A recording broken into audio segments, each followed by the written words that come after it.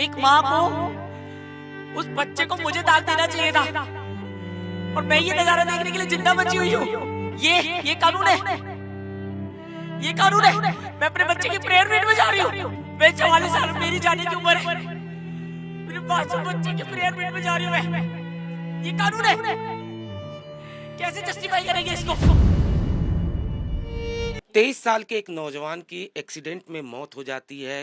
अब उनकी माँ जो है इंसाफ की गुहार लगा रही हैं। जाहिर तौर पर माँ के सिर से बेटे का साया छिन गया, लेकिन फोटो बेटे की आखिरी कुछ यादें लेकर ये माँ लगातार इंसाफ की मांग कर रही है। माँ का कहना है कि उन्हें इंसाफ चाहिए।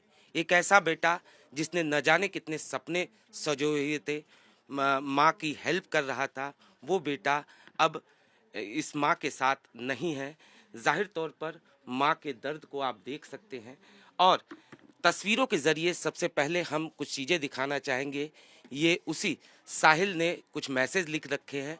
जाहिर तौर पर माँ का ये कहना है कि बेटा काफ़ी टैलेंटेड था, विदेश में जाकर पढ़ना चाहता था, और तमाम यादें लेकर अब ये माँ जो है वो इंसाफ की मांग कर रही हैं। इना जी, आपको कब जानकारी मिली और जब आप वहाँ पर गई तो क्या कुछ बताया गया आपको? मुझे कुछ नहीं बताया गया, क्योंकि वहां पे जाके बताने के लिए कुछ बचा ही नहीं था। मेरे बच्चे की ऐसी हालत देख के तो मुझसे एक्सेप्ट ही नहीं हुआ, और मैं चिल्लाने लगी वहां पे।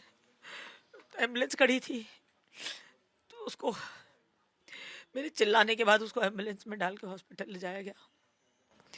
और मेरे कोई जानकार थे मेरे साथ, जो मेरे से पहले मेरे ऑफिस से आ चुके थे वहाँ पे। वो मुझे अपनी गाड़ी में लेके गए वहाँ पे हॉस्पिटल इंदिरा गांधी, और वहाँ पे इन लोगों ने पहले ही उसको डेड डिक्लेयर कर लिया था, पुलिस वालों ने अपने आप ही। और जब मैंने बहुत चिल्लाया, तो बहुत चिल्लाने के बाद जो है इन्होंने एक वो ईसीजी की फॉर्मेलिटी की वहाँ पे। 4 साढ़े 4 घंटे वहाँ पे स्लिप बनाते रहे, 2 ढाई 3 घंटे कम से कम वहाँ पे लगे। 1:30 या 2 बजे के आसपास हम हॉस्पिटल गए थे, और 4:30 5 बजे तक वो पर्ची वर्ची जो भी ये बना रहे थे, मुझे ध्यान नहीं है, लेकिन इतना 3 घंटे तो हम कम से कम वहाँ थे। मैं वहाँ पे चिल्लाती रही हॉस्पिटल में कि मेरे बच्चे को चोट लगी है, मुझे उसको प्राइवेट हॉस्पिटल में ले जाने दो। I want to take a last call myself. मुझे बॉडी नहीं थी बच्चे की, मुझे बच्चे की बॉडी नहीं थी, मुझे उसके पास खड़ा भी नहीं होने दिया। मुझे लेडी गार्ड से धक्के दिलवा के बाहर निकलवा दिया। आपकी आखिरी बार अपने बेटे से कब बात हुई थी? सुबह ही हुई थी, उसकी डेथ से पहले ही हुई थी। मैंने कोई डॉक्यूमेंट कहीं पे देने के लिए उसको बोला था, तो उस बारे में मैंने उससे पूछने के लिए फ़ोन किया था कि तेरी बात हो गई। उसने बोला हाँ, कल देना है सेक्टर 10 में, द्वारका में। मैंने कहा ठीक है, बस इतनी बात हुई थी। उसके बाद मैं घर ही आ रही थी, और ये जो मेरी लास्ट बात हुई है, मैं धौला कुआं पे थी उस टाइम। मैं घर ही आ रही थी, मैं 12:30 बजे घर आ गई, 12:30 पौने 1 बजे घर आ गई थी।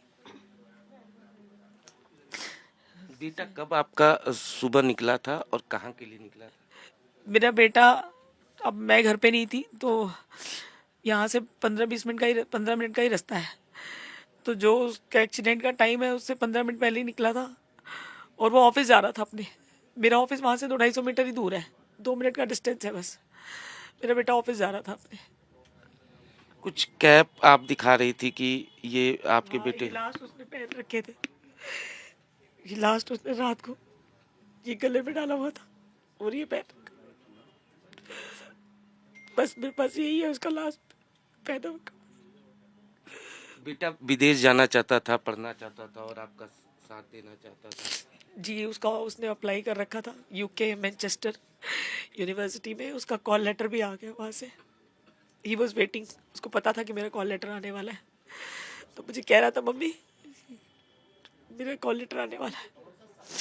एफआईआर में 19 साल, और बाद में फिर ये आया कि नाबालिग जो। इस बारे में मैं बार बार बोल चुकी हूँ कि मुझे आईओ से जो रिपोर्ट मिली है, मैंने उसके बेस पे अपने स्टेटमेंट्स दिए।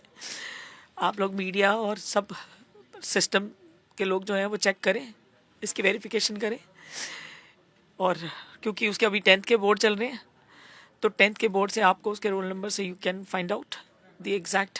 आप इसको जिम्मेदार मानती हैं जो गाड़ी चला रहा था नाबालिग, उसके बगल में बैठी उसकी बहन, या उनके फादर जो तीनों तीनों।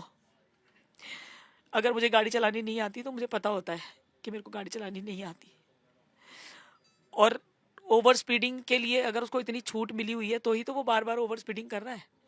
सबसे पहले बाप, जो अपने पैसे के दम पे अय्याशी करने के लिए और आवारागर्दी करने के लिए अपने बच्चों को इस तरह की फन रील्स बनाने के लिए रोड पे छोड़ रखा है उन्होंने कि तुम कुछ भी करो, मनमानी करो, मैं देख लूंगा। ये रील का क्या एंगल था? वो स्पीड, वही वही रील बनाने तो निकले थे, वो स्पीड की रील ही तो बना रहे थे, वो वही फन करने निकले थे वो। उसी में उसने मेरे बेटे को उड़ा दिया। इससे पहले भी उनका कोई चालान हुआ था ऐसा? जो भी मेरे पास ऑनलाइन चालान मेरे पास आए हैं, मैंने सारे मीडिया को शेयर कर दिए। 13 चालान दिखाए जा रहे हैं, जिसमें पहले भी इसका नॉन लाइसेंस्ड का जो है वो 15,000 का चालान एक आ रखा है। आखिरी सवाल मैडम, क्या आप सरकार, कानून से क्या आपकी मांग है? क्योंकि जो कानून का हवाला दिया जा रहा है, कानून की मजबूरियों का हवाला दिया जा रहा है कि नाबालिग को जुवेनाइल जस्टिस बोर्ड में ही पेश किया जाता है, तो अब आपकी सरकार, कानून से क्या मांग है?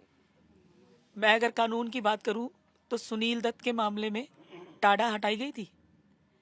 जब संजय दत्त की बारी आई तो टाडा हटाई गई थी ना। तो कानून किसने बनाया है? ये किसने बनाया है कानून? क्या कानूनों में कोई अमेंडमेंट्स नहीं हुई है आज तक? कानून की क्या दुहाई दी जा रही है? कानून बनाने वाले इसी देश के हैं ना, कहीं और के तो नहीं है। यहीं की जुडिशरी है ना हमारी। क्या एक्सक्यूज दे रहे हैं? एक्सक्यूज दे के लोगों को रौन दो। कानून का एक्सक्यूज दे के खत्म कर दो, दुनिया के लोगों की दुनिया खत्म कर दो।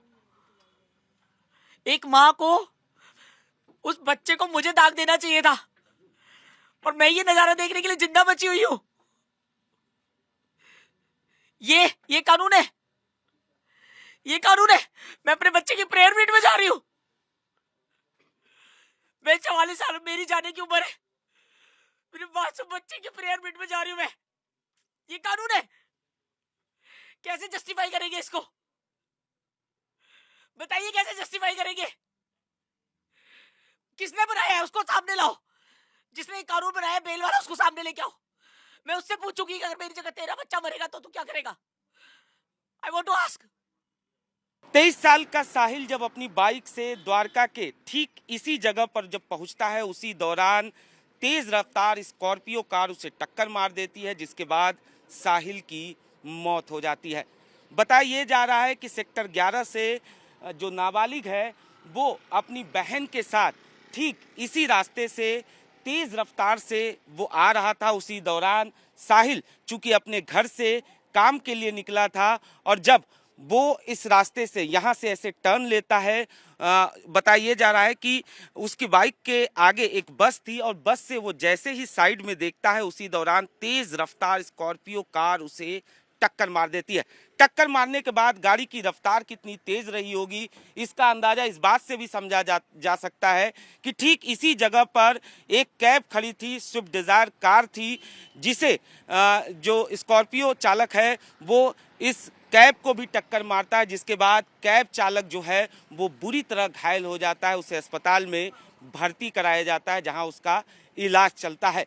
बताया जा रहा है कि आरोपी जो नाबालिग है वो अपनी बहन के साथ आ रहा था, और इस दौरान एक रील बनाने की बात जो है वो भी सामने आ रही थी। जो चश्मदीद थे उनका साफ तौर पे ये कहना था कि स्कॉर्पियो कार की रफ्तार काफ़ी तेज़ थी, जिसकी वजह से कहीं ना कहीं ये पूरा हादसा हुआ। और कार की रफ्तार का अंदाजा इस बात से भी समझा जा सकता है कि जब साहिल की बाइक को टक्कर मारता है, उसके बाद कार पूरी तरह से बेकाबू हो जाती है, और उसके बाद यहाँ पर कैब जो चालक है उसकी कार को टक्कर मारा जाता है, और जिसके बाद कैब चालक भी इस पूरे हादसे में बुरी तरह घायल हो जाता है। फिलहाल पुलिस ने इस पूरे मामले में मामला दर्ज किया, लेकिन नाबालिग को जमानत मिल चुकी है, क्योंकि बोर्ड के एग्ज़ाम का हवाला दिया गया, जिसके बाद नाबालिग को जमानत मिल चुकी है। पुलिस का ये कहना है कि इस पूरे मामले में कार्रवाई की जाएगी, और कहीं ना कहीं मोटर व्हीकल एक्ट के तहत जो चार्जशीट की जाएगी, ताकि जो चालक था उसके जो पिता हैं उनके खिलाफ भी सख्त कार्रवाई हो सके। लेकिन माँ लगातार इंसाफ की गुहार लगा रही है। मां का ये कहना है कि कहीं ना कहीं इस पूरे मामले में न सिर्फ नाबालिग जो है वो उसकी गलती है, बल्कि उसके पिता की भी साफ तौर पर गलती है, क्योंकि अगर बेटा नाबालिग है तो उसे कार क्यों दिया गया। जाहिर तौर पर ये एक बड़ा सवाल है और इसी सवाल का जवाब जो है वो मां लगातार मांग रही है। मां का ये कहना है कि अगर कानून में जो कहा जा सकता है नाबालिग को लेकर जिस तरीके से सज़ा का प्रावधान है, अगर उसकी मजबूरियां हैं तो कहीं ना कहीं बाप भी इस पूरे मामले में आरोपी है, क्योंकि बाप ने जिस तरीके से पिता ने गाड़ी दी, गलती पिता की भी साफ तौर पे मां का कहना है कि है, और उन्हें भी इस पूरे मामले में कहीं ना कहीं कार्रवाई उनके खिलाफ भी होनी चाहिए। और यही वजह है कि लगातार मां जो है वो इंसाफ की गुहार लगा रही है। फिलहाल पुलिस का ये कहना है कि मामले की जांच की जा रही है। अनुज मिश्रा, टाइम्स नाउ नव भारत, दिल्ली।